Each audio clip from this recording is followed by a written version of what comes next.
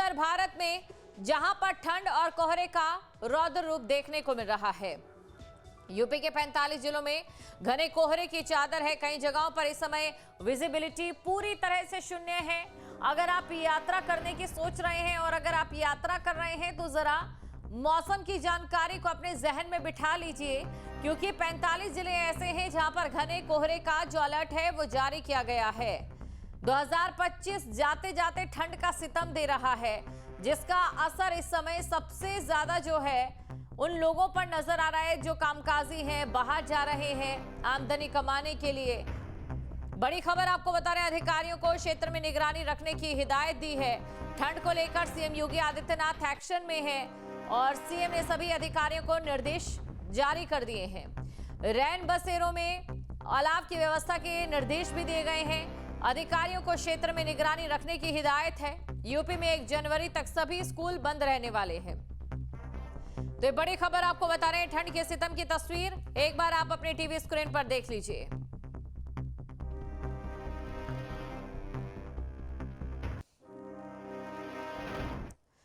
और चलिए अब ये जान लेते हैं कि इस समय ठंड को लेकर जो स्थिति है वो क्या बनी हुई है, और इसी के साथ ये भी समझ लेते हैं कि ठंड की वजह से लोगों को जो दिक्कतों का सामना करना पड़ रहा है। उत्तर प्रदेश और उत्तराखंड में इस समय घने कोहरे का अलर्ट जारी किया गया है। उत्तराखंड में भी ये अलर्ट है। अगले 3 दिनों तक कोल्ड डे का अलर्ट जारी किया गया है और आईएमडी की ओर से शीतलहर की चेतावनी जारी की गई है। दिल्ली एनसीआर में सर्दी के साथ प्रदूषण का कहर है। तो दिल्ली एनसीआर में सर्दी के साथ प्रदूषण का कहर है। बड़ी खबर आपको बता रहे हैं, जिसका सितम फिलहाल देखने को मिलेगा।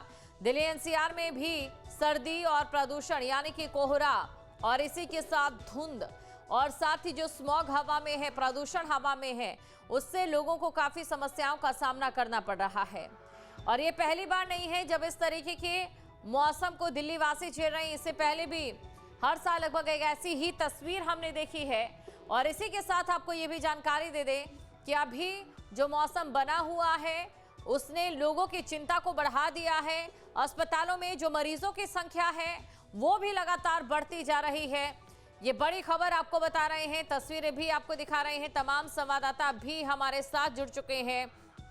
तरुण भड़ाना ग्रेटर नोएडा से हमारे साथ बने हुए हैं, मथुरा से धारा जीत हमारे साथ जुड़ चुके हैं और शुभम इस समय लखनऊ से हमारे साथ बने हुए हैं। धारा जीत, सबसे पहले आपके पास आना चाहूंगी। याद है हमें मथुरा में कोहरे की वजह से कुछ दिनों पहले एक ऐसा दर्दनाक हादसा हुआ था जिसने कोहरे की भीषणता को दर्शा दिया था। इस समय मथुरा से कैसी तस्वीर सामने आ रही है, क्योंकि कोहरे को लेकर अलर्ट जारी किया गया है? देखिए, जिस तरीके से देखा गया था कि पिछले दिनों यमुना एक्सप्रेसवे पर हादसा हुआ था और उसके बाद तमाम नियमों में बदलाव हुआ, रफ्तार को धीमा किया गया और जगह जगह फॉग लाइट भी लगाई गई। जो तार कटे थे यमुना एक्सप्रेसवे के, उनको भी सही करने का काम किया गया। तमाम जो खामियां थी यमुना एक्सप्रेसवे पे, उनको सुधारा गया। लेकिन लोगों से भी साथ में अपील की गई है कि इस तरीके की धुंध और कोहरा जब दिखाई देता है तो आप भी अपनी तरफ से एहतियात बरतें।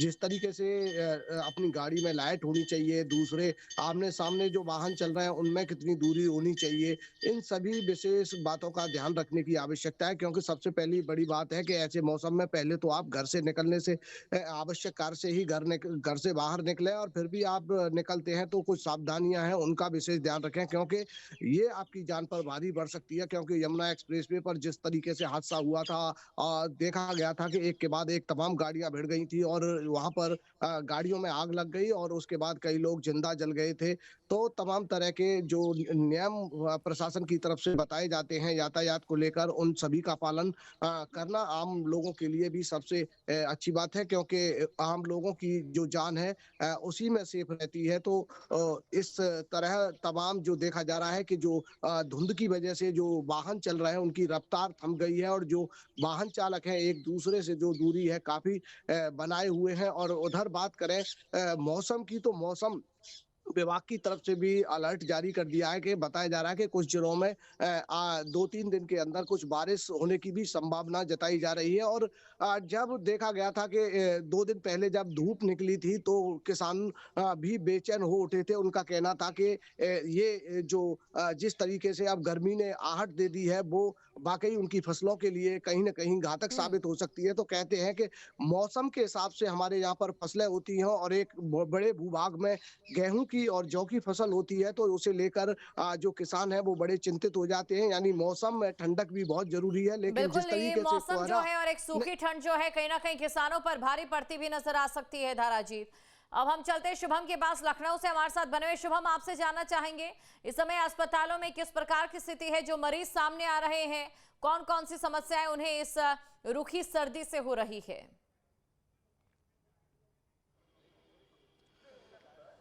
जी बिल्कुल, देखिए फ़िलहाल ठंड अपने चरम पर है और इसकी वजह से लोगों को तमाम तरह की दिक्कतों का सामना करना पड़ रहा है। सुबह का करीब 9 बज चुका है, लेकिन अभी धूप का नामो निशान नज़र नहीं आ रहा। लगातार कई दिनों से ऐसी परिस्थिति बनी हुई है, शीतलहर और ठंडी हवाओं ने लगातार तापमान में गिरावट महसूस कराई है। और ऐसे में फ़िलहाल अभी डीएम की तरफ से मुख्यमंत्री के दिशा निर्देश के बाद 29 से लेकर के 1 जनवरी तक स्कूलों को बंद कर दिया गया है। 12वीं तक के सभी स्कूलों को बंद किया गया है, जिससे कि छोटे बच्चों को फ़िलहाल इस परेशानी से बचाया जा सके। साथ ही साथ मौसम विभाग की तरफ से भी अभी आने वाले दिनों में किसी भी तरीके से ठंड से राहत की बात सामने नहीं आ रही है। इतना ही नहीं, अभी इस पूरे मामले में ये अब क्योंकि जो लोग मजबूरी में बाहर निकल रहे हैं उनको भी तमाम तरह की दिक्कतों से होकर के गुजरना पड़ रहा है। बीमार हो रहे हैं लोग, अस्पतालों में सर्दी से पीड़ित जो तमाम मरीज हैं वो भी पहुंचने की संख्या बढ़ चुकी है। और साथ ही साथ सर्दी के समय हार्ट से और बीपी से संबंधित मरीजों की भी संख्या में भारी इजाफा होता है और इससे संबंधित जो तमाम मरीज़ हैं उनकी संख्या में लगातार बढ़ोतरी हो रही है। अस्पतालों में भी मरीज़ लगातार बढ़ रहे हैं और ऐसे में इसीलिए चिकित्सीय सलाह है साफ तौर पर उन तमाम लोगों को कि अत्यंत आवश्यक होने पर ही निकलें और एकदम सुबह और रात के समय प्रयास करें कि बाहर की तरफ ना निकलें। हाईवे और एनएचएआई एक्सप्रेसवेज को लेकर के जो गाइडलाइंस जारी की गई है कि रात के समय सफ़र ना करें और तय गति सीमा के भीतर ही वाहन को चलाएं, जिससे कि उस पर होने वाली दुर्घटनाओं से भी बचा जा सके।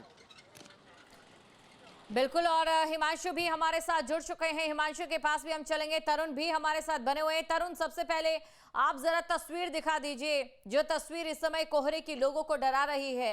विजिबिलिटी शून्य है, वाहन चालकों को किन किन चीजों का ध्यान रखना है? जी बिल्कुल, लगातार जिस तरीके से घने कोहरे की जो मार है साफ तौर पे देखी जा रही है। रात देर शाम से ही जो घना कोहरा है पूरी तरह छाया हुआ है।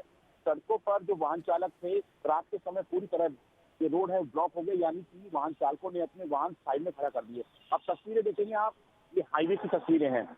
ये हाईवे की तस्वीर आपको बयां कर रही है, आपको देख पा रहे हैं किस तरीके से घने जो कोहरे की मार है वो साफ तौर पर नजर आ रही है।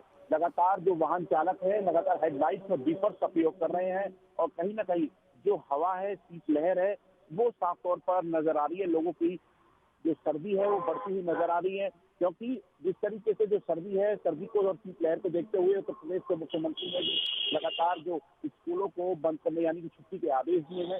लेकिन कहीं ना कहीं साफ तौर पे जो ऑफिस जाने वाले लोग हैं या फिर अपने दफ्तर ऑफिस जाने वाले लोग हैं, कहीं ना कहीं उन्हें घने कोहरे का सामना साफ तौर पर करना पड़ रहा है।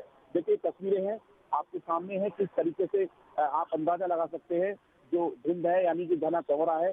कहीं ना कहीं बड़े हादसे ऐसे घने कोहरे में अक्सर देखे जाते हैं। उसके रोकथाम को लेकर प्रशासन, पुलिस, ट्रैफिक विभाग, टोल मैनेजमेंट लगातार टोल प्लाजाओं पर अपील करता हुआ साफ तौर पर नजर आता है।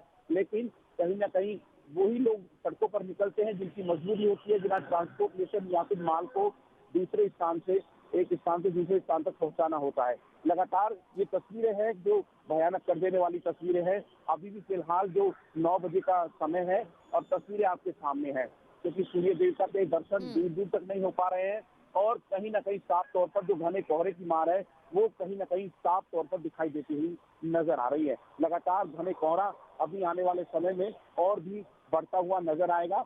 इसी को लेकर लगातार खुले में ना सोए उत्तर प्रदेश के मुख्यमंत्री ने लगातार साफ किया है।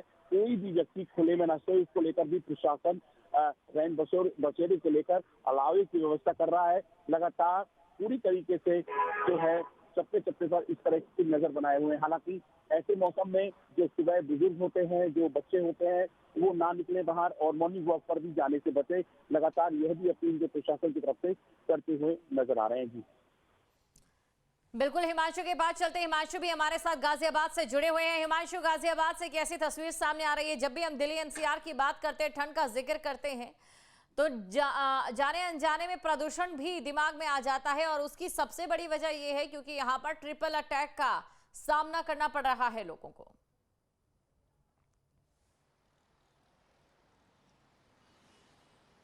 देखिए, सबसे पहले मैं आपको बता दूं, मैं इस वक्त दिल्ली में मौजूद हूं और अक्षरधाम के पास हूं। यहां से अक्षरधाम की अगर बात करें तो वो भी नहीं नज़र आ रहा है। उसकी वजह है घना कोहरा।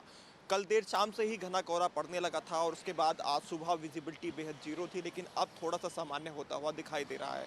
तो वही टेम्परेचर की बात करें तो टेम्परेचर मिनिमम 7 डिग्री पर पहुँच गया है। हाड़ कपा देने वाली सर्दी, जिसको हम दिल्ली की सर्दी कहते हैं, वो अब पूरे अपने चरम पर है। तो सर्दी बेहद ज़्यादा पड़ रही है, सर्द हवाएं चल रही हैं। इसके साथ ही चौतरफा मार फिलहाल जनता पर यहाँ देखने को मिल रही है। उसकी वजह है ट्रिपल अटैक हम कह रहे हैं, लेकिन एक और अटैक है जिसको हम नेगलेक्ट नहीं कर सकते हैं, अनदेखी नहीं कर सकते हैं। वो है जो फ्लाइटों में देरी हो रही है, बसों में देरी हो रही है और ट्रेन चलने में देरी हो रही है, जिसकी वजह से हजारों यात्रियों को असुविधा का सामना करना पड़ रहा है। क्योंकि मौसम कुछ इस तरह का बना हुआ है, लगातार घना कोहरा देखने को तो मिल ही रहा है, टेम्परेचर लगातार डाउन जा रहा है। उसके बाद जिस तरह से पॉल्यूशन की मार है, तो ये अलग से लोगों को झेलनी ही पड़ रही है, जो लगातार लंबे अरसे से लोग झेलते हुए आ ही रहे हैं। आज भी अगर हम बात करें, दिल्ली एनसीआर का जो AQI लेवल है 400 प्लस है, यानी कि डार्क रेड जोन में दिल्ली एनसीआर है और जनता यहाँ पर गैस चैम्बर में रहने के लिए मजबूर है। जिस तरह से लगातार उनकी सेहत पर इसका सीधा असर देखने को मिल रहा है।